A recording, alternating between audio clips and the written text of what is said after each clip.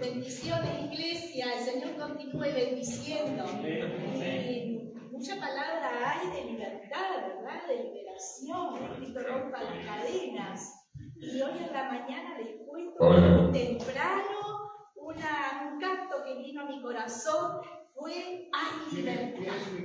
Hay libertad. Hablando de la libertad. Pero no es el tema de hoy, pero sí tiene que ver. Hay libertad. Gloria al Señor. Bueno, agradecemos a nuestro pastor por la oportunidad de compartir la palabra esta mañana y también a todos ustedes de la iglesia que nos van a tener que aguantar. Amén. Gloria al Señor. El tema que vamos a tocar hoy, quizás a alguno le extrañe, porque aparentemente no es un tema para tratar en la iglesia.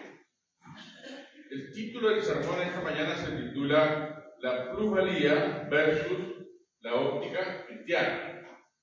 Cuando hablamos de la plusvalía, ya pensamos en una ideología política, porque es así.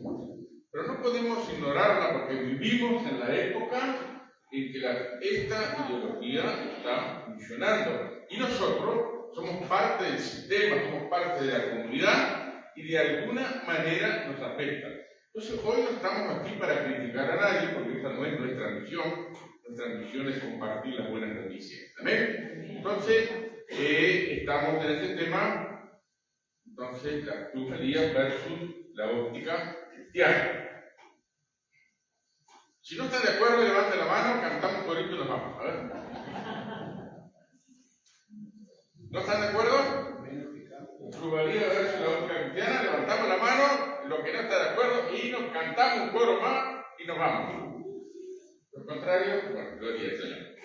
Vamos a comenzar entonces esta mañana compartiendo la palabra en Filipenses capítulo 2 y el versículo 15. Dice lo siguiente.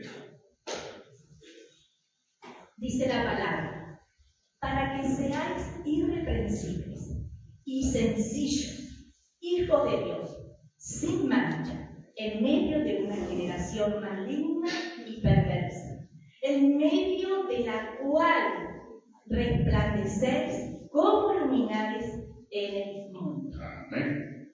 Hay tres cosas. Número uno, dice el texto, que sean irreprensibles y sencillos hijos de Dios. Que sean irreprensibles, ¿qué significa? Significa alguien que no se tiene nada que corregir, nada que agregar, nada que señalar a esa persona. Es una persona que es recomendable, es decir, sus acciones, sus hechos son recomendables. Hablan de su buena persona, hablan de su buena fe y también hablan de que es una persona de confianza. Una persona que se le deposita, se le encarga una tarea y ella es responsable, es de confianza. Puede estar el monedero allí colocado sobre la mesa y no lo toca.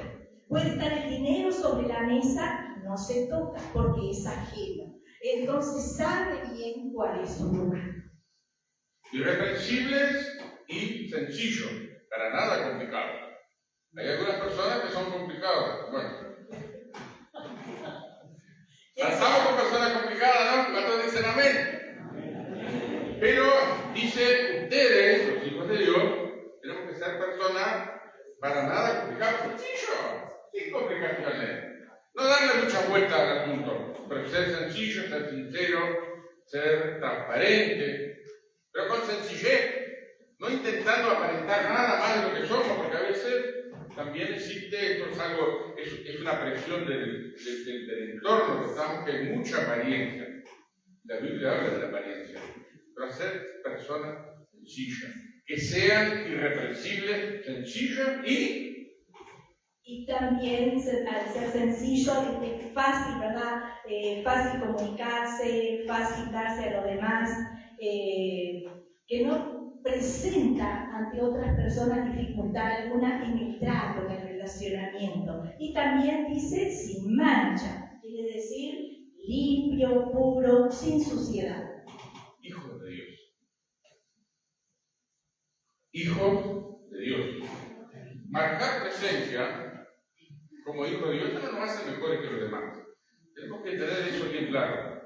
Hubo una época que a mí me marcaron mucho con el buen testimonio, que hay que dar buen testimonio y el buen testimonio que arriba. Entonces uno marcó una apariencia de buen testimonio, pero en realidad lo que la palabra del Señor dice es que como seres humanos seamos, tengamos un comportamiento sin reprensión, sencillo, como hijos de Dios. ¿Los uruguayos se comportan como hijos de Dios? No. Porque ignoran a Dios. Es más, desde niños a nosotros nos saca la idea de Dios. Entonces, cuando tenemos la experiencia de la conversión, del nuevo nacimiento, experimentamos ese toque liberador del Señor Jesucristo, ahí comenzamos a ser hijos de Dios. Nacemos de nuevo como hijos de Dios. Y sigue el texto. Dice lo siguiente, la segunda parte. Sin mancha en medio de una generación maligna y perversa.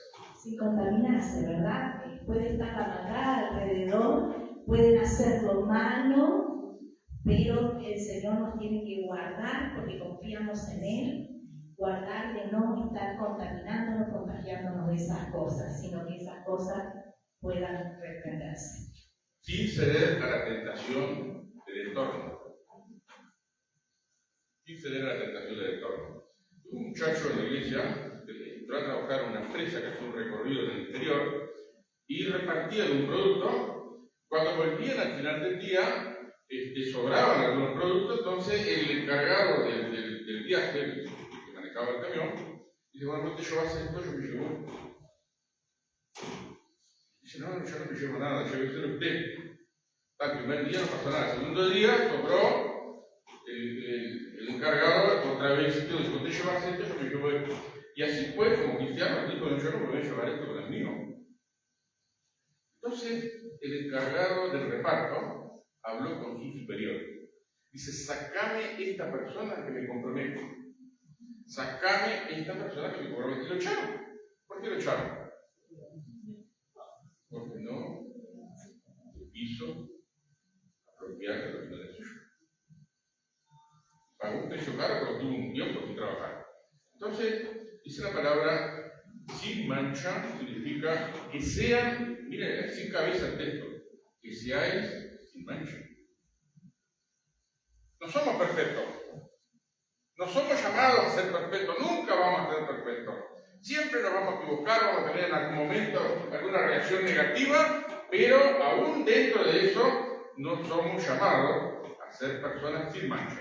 Finalmente el texto dice, en medio de la cual resplandecen como luminares en el mundo. ¿Eso qué significa? En una habitación oscura, cuando se enciende una luz, resplandece y deja visible todas las cosas. En una noche muy oscura, una estrella que sale en el cielo resplandece y se ve su luz.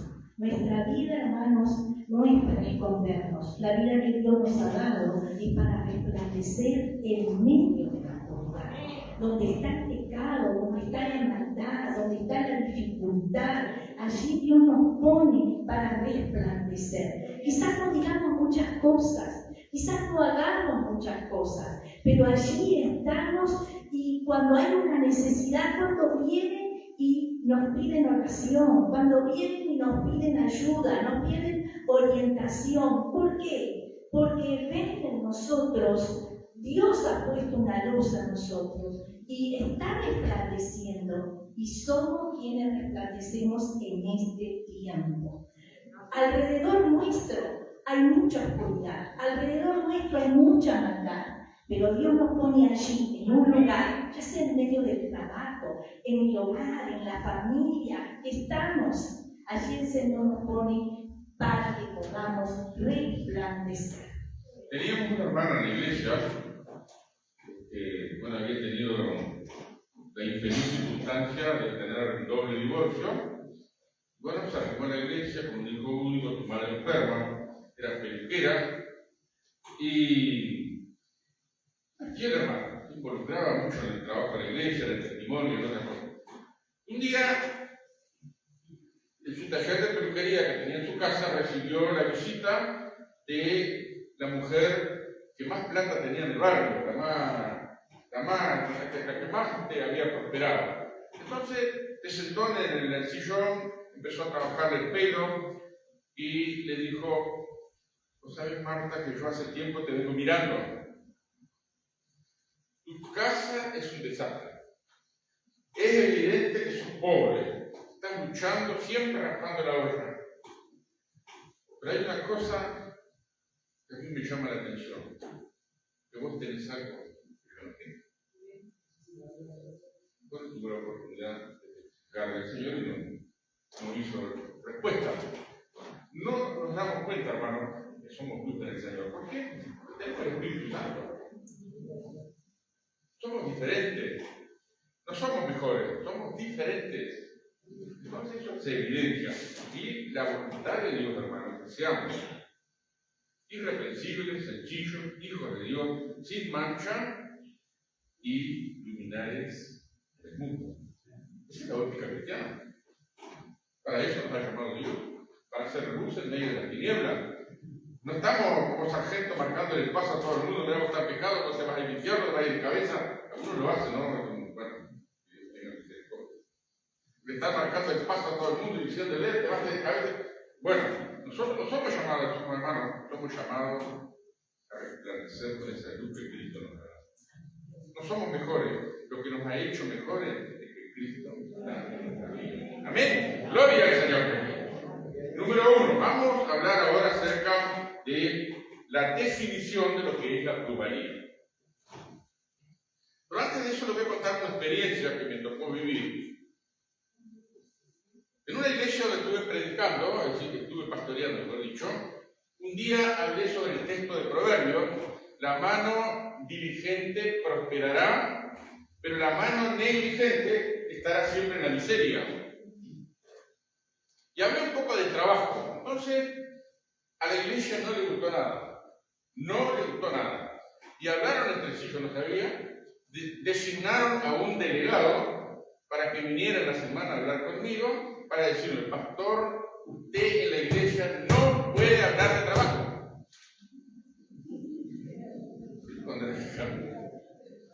Yo le pregunté: ¿por qué? Porque usted es patrón.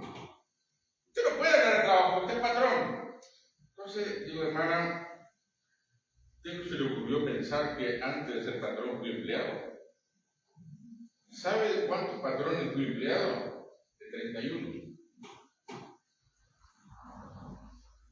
¿Verdad? No, ¿cómo va a tener uno 31 patrones? Bueno, déjeme explicarlo. Mi papá era empleado de la construcción y a su vez era sindicalista. Entonces, cuando empecé a estudiar el auto, yo estudiaba de mañana, me conseguía el trabajo para trabajar en la tarde. Y trabajaba un mes, y entonces me empezaba a preguntar: ¿qué estás haciendo ahí? ¿Qué hiciste hoy? Ah, no. Te están explotando. Tenés que pedirle aumento al patrón. Y yo no me animaba en ese entonces, porque era muy... Entonces, al cabo de unos días se iba a ir a hablar con el patrón. ¿Sabe qué me fijaba? Y así fue seguido. Me echaron de un montón de trabajo. ¿Por qué? Porque mi papá siempre gestionaba que me estaban explotando, que yo estaba trabajando, que estaba haciendo esto, que estaba haciendo lo otro, y que tenía que pagarme más. Entonces el patrón que hacía, me echaba la mierda. El colmo fue que después que salí del auto, él me consiguió trabajo en un taller, estuve 5 meses. Y estaba aprendiendo lindo. Cuando estaba para aprender a trabajar en carpintería en aluminio, ella hacía 2 meses que me venía diciendo: mirá, a mí decía Pocho, la plata que me traía a la casa no alcanza. Tenés que pedirle aumento al patrón. Pero sí, tienes de todo. Y cuando yo cobraba tenía que traerle todo el sueldo y ponerlo arriba de la mesa. Él administraba mi plata. Estuve 2 meses, hermano. Y entonces eso me empezó a afectar. Empezó a afectar mi rendimiento, el patrón se dio cuenta. Andaba arrastrando los pies, contestaba de mala gana, hacía las cosas de mala gana, y un día me preguntó: ¿qué te pasa? Y lo que pasa es que usted me paga poco. Es una miseria lo que usted me paga. Entonces me hizo un discurso ahí, me tapó la boca. Y el otro día apareció mi padre para pedirle aumento. Llevaba 5 meses acá. discutió con el patrón, le reclamó las 5 horas, las 2 horas, 2 o 5 horas de domingo, no me acuerdo. Desde los empleados de la construcción tienen derecho, no sé si a 2 o 5 horas los domingos. Y los herreros, como están catalogados dentro de la construcción, también tienen derecho. Entonces el patrón se calentó y dijo, eso acá no corre, acá Canelones no corre, eso correrá en Montevideo de otra parte, pero acá no corre. ¿Sabe qué? Ya mismo llévese a tu hijo para hacer. Al otro día mi padre se presentó en el Ministerio de Trabajo, ganó el juicio y cobró un montón de plata. Cuando nos sentamos en la mesa, en la noche, mi padre dijo, nunca había visto tanta plata juntos. Pero yo me perdí la oportunidad de aprender a trabajar en carpintería en Villa. Esta es una introducción. La plusvalía, definición. Tengo que decirle, como yo no sabía nada de lo que era la plusvalía, tuve que investigar. Recibí unas cuantas información, solamente he seleccionado algunas. La plusvalía es esto. Si yo pongo un terreno en $10.000 y lo vendo en 14, ese excedente de $4.000 se le llama plusvalía. Es el excedente. Entonces la idea de la plusvalía es el excedente. ¿Lo captan? Bien. Segunda cosa. Omar, el hermano de la tarde, ¿cómo es el apellido? Rivas. El hermano Rivas, que trabaja en el tema contable y todo eso, le pedí asesoramiento, entonces me dijo algunas cosas interesantes y su versión de lo que él entiende que circula la plusvalía. En las 8 horas del obrero, con 4 horas trabajadas, el obrero paga todo lo que el patrón invirtió. Las 4 horas extras son ganancia excedente que el patrón no comparte con el obrero. Entonces, dentro de la plusvalía, la idea, me decía el hermano, es que el patrón explota al empleado porque hay un excedente que no le paga. Esa es una versión. Otra versión, y esto sí se lo consulté a un integrante del partido de gobierno. Entonces me dijo lo siguiente, fue diferente. Dice, la plusvalía es que el empresario no trabaja, hace trabajar y gana sin trabajar, gana con el trabajo del obrero. Y le dio un poco de lata a ese asunto, ¿no? Entonces, sí, pues eso tiene que retribuir la diferencia que hay. También yo no, como estaba investigando, no cuestioné, pero atesoré la información. Entonces, en este caso, se dice que el obrero trabaja, el empresario no trabaja. Vamos a ver qué tan así es. La plusvalía en general, resumiendo toda la información que tengo, dice, si a vos te pagan mal, te pagan poco, o te pagan mucho, te están explotando. Te están explotando. Si vos ganas bien, te están explotando. Si ganas poco, con razón te están explotando. Pero si ganas bien, también te están explotando. Ese es el mensaje. Ahora vamos a mirarlo de otra óptica. Ya voy terminando para no aburrir. Vamos a mirarlo de otra óptica. Vamos a suponer que un empresario tiene 80.000 pesos en la mano y decide ponerlo en el Banco República. Hicimos esa averiguación también. El Banco República, por poner 80.000 pesos a plazo fijo de un año, ¿sabe cuánto le paga? El 7% anual. Significa que por 80.000 pesos al cabo de un año, uno va a ganar solamente 5.600 pesos. Los repartes de los 12 meses suman 467 pesos. ¿Qué hace usted con 467 pesos? ¿Y qué hace un empresario con 467 pesos? No hace nada. Entonces, poner plata en el banco no es negocio. Quizás, para que nadie me la robe, para que tenerla ahí como seguridad, etcétera, etcétera, el banco sirve. Y bueno, y algo me va a dar al cabo de un tiempo. Pero este empresario que no está conforme con 5.600 pesos de un año, entonces decide invertir en una empresa. levanta la infraestructura en la fábrica y llama a un obrero. A ese obrero le paga 50.000 pesos nominales. Con los descuentos, el 16% que le cuenta el Estado le queda en 39.500 pesos. Al empresario el Estado le cobra, por esos 50.000 pesos, le cobra un 12%, que le van a parecer que son 6.000 pesos. Entonces ahí el Estado está cobrando entre los dos 16.500 pesos. Ahora, el empresario tomó el obrero que le paga 50.000, arrima 30.000 pesos más, en el cual tiene los gastos de infraestructura y la materia prima para que el obrero trabaje, y ese obrero al cabo de un mes produce 100.000 pesos. Entonces, ¿dónde está la plusvalía? Los 20.000 pesos, ¿verdad? Ahora, el Estado, cuando ve que el empresario gana plata, le cobra un 5%. Entonces, esos 20.000 pesos, que son la plusvalía del excedente, el Estado le saca 1.000 pesos, 5%. Entonces, aquí viene lo sorprendente.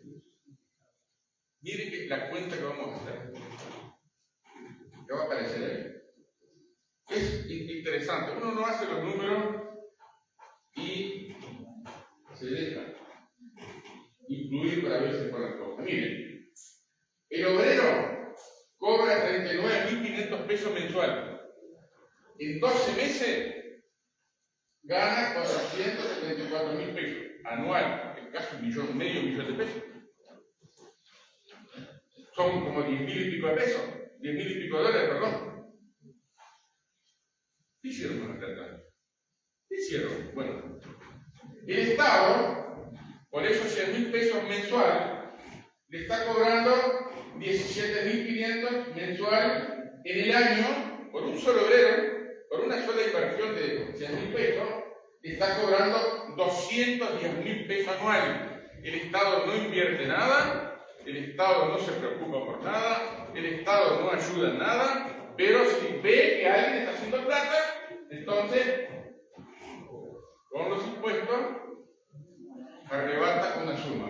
En 100.000 pesos mensual en el año, el Estado se lleva 210.000 pesos. Y el empresario invirtió 100, pero gana 19.000 por mes. En el año son 228.000 pesos. Si la pregunta es esta: ¿quién es el malo de la película? ¿Quién es el malo de la película? No, ese empleado, el empresario, es el enemigo del pueblo. A eso hay que robarle todo lo más que se pueda, hay que sabotearlo, hay que hacerle complicarle la vida. Ese es el pensamiento que impera a nivel nacional. No vamos a decir que todo es un pensamiento muy generalizado. Por otra parte, hermano, les voy a concluir: la plusvalía, como es algo que está en nuestro entorno, es una ideología política que está presente en nuestro país y en otros países, lo que promueve la plusvalía en el individuo, número uno, es la queja. Siempre se está quejando. La casa me cansa. Este se va a Miami, yo apenas puedo ir un sábado de tarde a Atlanta a pegar un baño, y este se va a Miami, me descanso. Con mi plata, con mi trabajo, comenta la cabeza caliente. Eso fue lo que hizo mi padre conmigo. Me calentó la cabeza y eso afectó mi rendimiento. Tercero, la plusvalía alimenta el descompromiso. Desde la óptica cristiana, hermano, ¿qué dice la Biblia en cuanto a la queja? Se quejen. Sean agradecidos. Es así. Pero estamos tan afectados por esto y no nos damos cuenta. Entonces, en el segundo mensaje que dimos el mes pasado, hablamos de cambiar la mentalidad. No dejarnos influir. Lo que estamos acá, ni siquiera lo que estamos expresando acá debe influirlo. Pero todo tiene que ser evaluado por nuestra mente. Y eso es lo que ayuda a cambiar de mentalidad. En la queja, la Biblia no aprueba la queja, tampoco aprueba la cabeza caliente, porque dice, lo leímos el mes pasado, todo lo que es bueno, todo lo listo, todo lo puro, todo lo justo, en esto pensad. ¿Qué promueve la humildad? Que la cabeza esté serena. Es más, en los versículos anteriores, de Filipenses 4:8, creo que es, el 4:7 dice, y la paz de Dios, que sobrepasa todo entendimiento, guardará vuestros pensamientos y vuestros corazones en Cristo Jesús. Entonces Dios promueve que tengamos la cabeza caliente. ¿Dios está de acuerdo? Como hijo de Dios, sencillo, irreprensible, sin mancha, como luminares en el mundo. Si nosotros, hermanos, estamos con la queja, con la cabeza caliente y siempre desconforme, estamos brillando para Jesús. ¿Sí o no? ¿Entienden? Entonces, la brujería es un tema de una ideología política, sin embargo, a los creyentes nos afecta. Nos afecta. Tenemos que mirarnos para adentro, examinarnos en la presencia de Dios. Bueno, para concluir esta parte, vamos a ver en la Biblia un personaje que pasó la de Caín. Todo lo que en contra. Luchó contra viento y marea. Pero, es el tema de todo esto que hemos venido desarrollando, que hoy lo concluimos. El Señor Jesús vino para enriquecerlo. Y vamos a ver si este hombre realmente Dios lo enriqueció o no. Este hombre del cual vamos a hablar hoy es José. Varias veces en la palabra menciona que él fue hombre próspero, que prosperaba todo lo que tenía en sus manos. Dios lo bendecía. Entonces encontramos la historia de José en Génesis a partir del capítulo 37.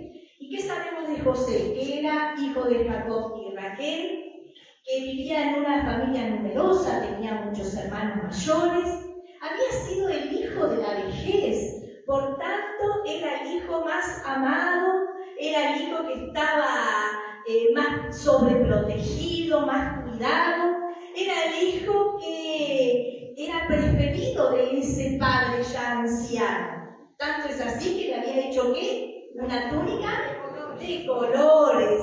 Pero después, dada una situación especial, los hermanos sintieron envidia y lo vendieron a los mercaderes de Egipto. Entonces vamos a ver tres situaciones que vivió José, tres situaciones difíciles, pero cómo Dios lo levantó de ellas.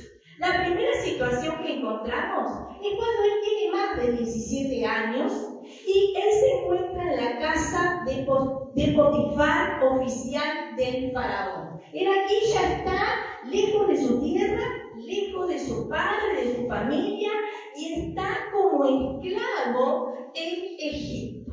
Esa es la situación. ¿Qué pasa con él? Como esclavo, dice que él comenzó a hacer las tareas que le pedían, a pasar la granerita, a barrer, a lavar el piso, a hacer todas aquellas tareas que eran esforzadas, que eran aquellas tareas que los demás no querían hacer. Él estaba impulsado y estaba obligado a realizar todas esas tareas. Estaba obligado a que desempeñara tareas que otros no realizaban, porque era un joven esclavo.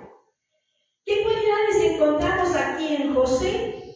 De que él era íntegro, de que tenía integridad, por tanto era honesto en su trabajo, no tocaba lo que no era suyo, por tanto era fiel a quién, a este oficial, a este Potifar, era fiel, actuaba con fidelidad, con honestidad, era responsable también en toda la tarea que hacía. Y acá se cumple la palabra donde dice que era un varón próspero y todo lo que hacía prosperaba en sus manos.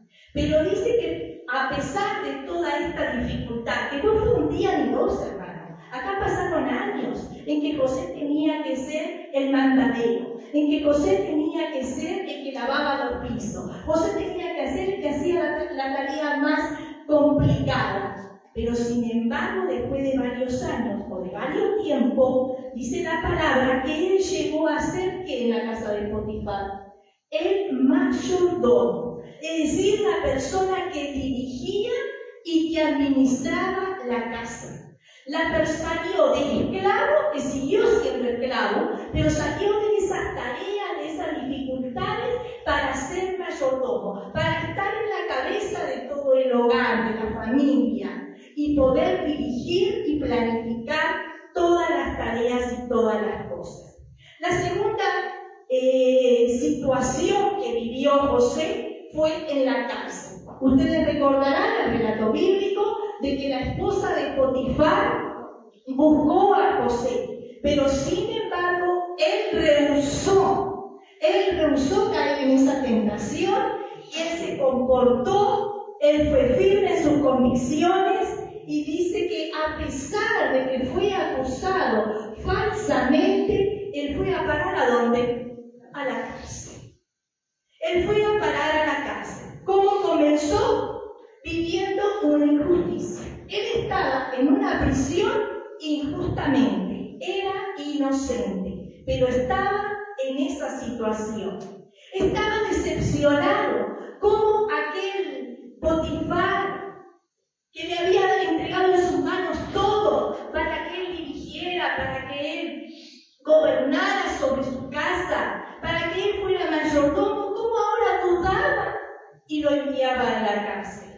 Sin embargo, allí bajo la injusticia, bajo la decepción, dice que era prosperado.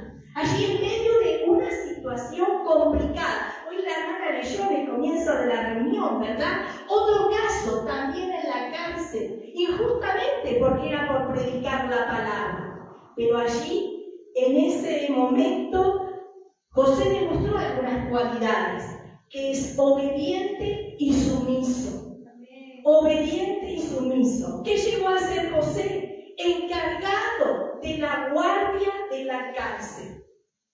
De ser allí uno más, como todos los presos, de pronto fue levantándose, de pronto fue prosperando, de pronto fue cambiando su entorno, fue cambiando su situación. ¿Por qué? Porque cayó en gracia delante del jefe de la guardia. Dice que halló gracia, fue bien aceptado, bien recibido por esta persona. ¿Y cómo llegó a ser encargado? Llegó a ser encargado de todos los presos. Quiere decir que esta responsabilidad caía sobre el guardia, pero ahora se traspasaba a José. Se le daba el honor a José de que él pudiera cuidar de todos los presos, porque lo hacía con amor, con amabilidad, pero también de todo lo que implicaba el entorno de la cárcel. Él se tenía que encargar de todos los detalles, de todos los asuntos. Y la tercera situación que vivió José fue en Egipto mismo,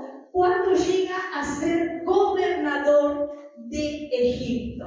Dice que allí, ¿cómo comienza todo? Interpreta un sueño para Faraón y también él planea estrategias, planea ciertas condiciones y da órdenes de cómo se pueden hacer las cosas para la época de abundancia y para la época de escasez que iba a venir sobre Egipto. ¿Cuáles son las cualidades que encontramos allí en José? Las cualidades que encontramos que es entendido en los asuntos, quiere decir que conocía, ya había adquirido experiencia de las situaciones anteriores, había adquirido experiencia de planificar, de ser organizado, de tener metas, desafíos. Entonces fue entendido y sabio. ¿Qué hizo? Organizó, dirigió, planificó, llegó a ser gobernador. Tiempo después fue reconocido por el faraón, no solamente fue gobernador de Egipto, sino que también fue bendecido en su vida familiar. Tuvo 2 hijos y el segundo hijo dice que se llamó Efraín, fructífero en la tierra y es que he sufrido mucho. Llegó a decir, soy fructífero en la tierra que he sufrido mucho. He sentido dolor, he sentido nostalgia, he sentido tristeza, fui afligido, acusado injustamente, pero en medio de todo el dolor y de toda la aflicción, Dios ha bendecido mi vida, Dios ha bendecido a mi familia, no solamente por todas las oportunidades que le dio para realizar, sino porque está la bendición de Dios. ¿Y por qué estaba la bendición de Dios en José? Porque él buscaba a Dios y era temeroso de Dios. Tremendo, ¿no? Muy fructífero en la tierra en que Jesucristo está. Como pastor he conocido muchas historias de gente que ha sufrido. Algunos no se levantaron nunca, pero otros sí se levantaron. Entonces, dice acá que Dios prosperó. Ahora, ¿qué es lo que influyó para que Dios lo prosperara? José sabía cuáles eran sus límites, sabía lo que podía hacer y lo que no podía hacer. A veces, no se pasa de la raya, ¿no? Cuando dicen amén. Me consta porque yo me he pasado muchas veces de la raya. También José, aunque él estaba dolorido, angustiado, víctima del estrés depresivo, él optó, miren, esto es muy interesante. A pesar de que su estado emocional lo tiraba abajo, porque lo vendieron sus hermanos, lejos de su familia, en una tierra extraña, comiendo lo que no estaba acostumbrado, ya no era libre, era un esclavo. Sin embargo, él tuvo sus manos ocupadas para tener su cabeza sana. Y los mismos, ¿no? ¿Cuántas veces nosotros nos dejamos con la queja, con la cabeza caliente, desconforme con todo, y nos dejamos arrastrar por ese estado de ánimo? ¿A qué nos lleva? A nada. No somos fructíferos, no salen buenas ideas de ahí. Y saben, cuando uno está mal, hasta lo bueno nos cae mal. Porque uno está mal anímicamente y nos dan algo bueno, o se presenta algo bueno, pero uno está tan objetivista, está tan compenetrado en el dolor, en que me hicieron la justicia, miserable de mí, ¿y por qué? ¿Por qué a mí? ¿Por qué? Uno no ve las cosas buenas que tenemos a nuestro paso para salir adelante. Simplemente, José tenía iniciativa personal y una mente de emprendedor. Iniciativa personal y una mente de emprendedor. Y eso le ayudó a cultivar algunas cosas que Dios utilizó para ponerlo al frente de Egipto. Miren lo que dice Pedro. En el capítulo, en segunda de Pedro, capítulo 2, dice: criados, estad sujetos a vuestros amos. No solamente a los buenos y afables, sino a los difíciles de soportar, a los imbancables, eso que no nos aguanta nadie. ¿José tuvo que atravesar esta situación? Claro que sí. Como hijos de Dios, hermanos, el criado era una persona asalariada, el esclavo no era asalariado, el esclavo no tenía derecho a nada, pero el criado era una persona que se le contrataba para hacer los servicios domésticos. Entonces, criado está sujeto a vuestros amos, con todo respeto. No solo a los buenos, a los que son buenas personas, sino aún a aquellos que son difíciles de soportar. Me consta, porque tuve 31 patrones. Había buenos, había malos y había de todo. Hasta algún degenerado también había. Entonces uno enfrenta situaciones. Y como hijos de Dios, entonces tenemos la consigna. Nuestro Señor Jesús le dijo a los discípulos: si la justicia de ustedes no es mayor que la de los escribas y fariseos, ustedes no pueden ser mis discípulos. ¿Qué quiso decir? ¿Tenemos que ser perfectos? No. Pero nuestra forma de proceder como hijos de Dios es distinto. Entonces, frente al hecho de que estamos viviendo en una sociedad y nos impone reglas, nos impone cosas, pero aún así no debemos vender nuestra conciencia como hijos de Dios y proceder como se espera de los hijos de Dios. El Señor Jesús dijo en otra ocasión algo muy interesante que nunca lo oí mencionar a nadie. Está en el Evangelio. Dice: el que te obligue a llevar carga por una milla, ¿cuál fue la respuesta de Jesús? ¿Desconectó? ¿Qué encierra eso? ¿Cuál es el mensaje? La primera milla es la de la obligación, te impone la obligación. No tenés más remedio, no tenemos más remedio, ¿no? a veces en virtud del empleo, de agachar un poco la cabeza. Pero después dice, ve con el 2. La segunda milla no es obligada, es por convicción personal, es voluntario. Voy a hacer un poquito más. Y eso genera buen testimonio. Eso llama la atención. Por supuesto, los explotadores lo van a explotar, pero eso nos permite que en algún momento podamos pararnos y hacer nuestro reclamo con toda justicia. Porque no estamos procediendo solo con la obligación que se nos impone, sino con esa convicción que el Señor nos ha dado de hacer la segunda milla. Repetimos de nuevo, la plusvalía promueve la queja, la cabeza caliente y el desconformismo. ¿La óptica cristiana cuál es? Ser agradecido, tener paz mental y emocional, que es lo que hace eso, la presencia de Dios. Tercero, conformarnos, pero no quedarnos ahí. Podemos superarnos mejor. Pablo dice por ahí en una de sus cartas, si fuiste llamado siendo esclavo, no procures soltarte, pero si tienes la posibilidad de liberarte, procúralo más. No sé qué está hablando, que tenemos que superarnos, hermanos. Si queremos mejorar, en vez de estar quejándonos, en vez de estar con la cabeza caliente, en vez de estar desconforme, canalicemos el potencial que Dios nos ha dado, esas capacidades, para poder prosperar en los diferentes entornos en los cuales cada uno se mueve. ¿Es posible? ¿Por qué es posible? Porque Jesús nos dijo, he venido a dar buenas nuevas al pobre. ¿Cuál es la buena noticia? Que podemos dejar de ser pobres. Jesús dice, Pablo, se hizo pobre siendo rico para que nosotros con su pobreza fuésemos enriquecidos. Entonces, hermanos, aunque es un tema que no se habla en la iglesia, la economía y esas cosas que es rara de la globalidad, sin embargo, ser realista, hermano. Vivimos en el siglo XXI, hay tantas cosas, tanta tecnología, tantas cosas que compiten a veces hasta con la iglesia, que nosotros que tenemos una relación personal con Cristo, tenemos que obedecer a quién, al Espíritu Santo. Tenemos que rendirnos al Espíritu Santo. Y dice así la palabra para terminar. Romanos 12:2 dice, y no adaptéis a este mundo, sino transformaos por medio de la renovación de vuestro entendimiento, para que comprobéis cuál sea la buena voluntad de Dios, agradable y perfecta. Romanos 12:2 acabamos de leer. No adaptarnos al sistema, no adaptarnos a lo que está en este presente, en este hoy, no adaptarnos a ello.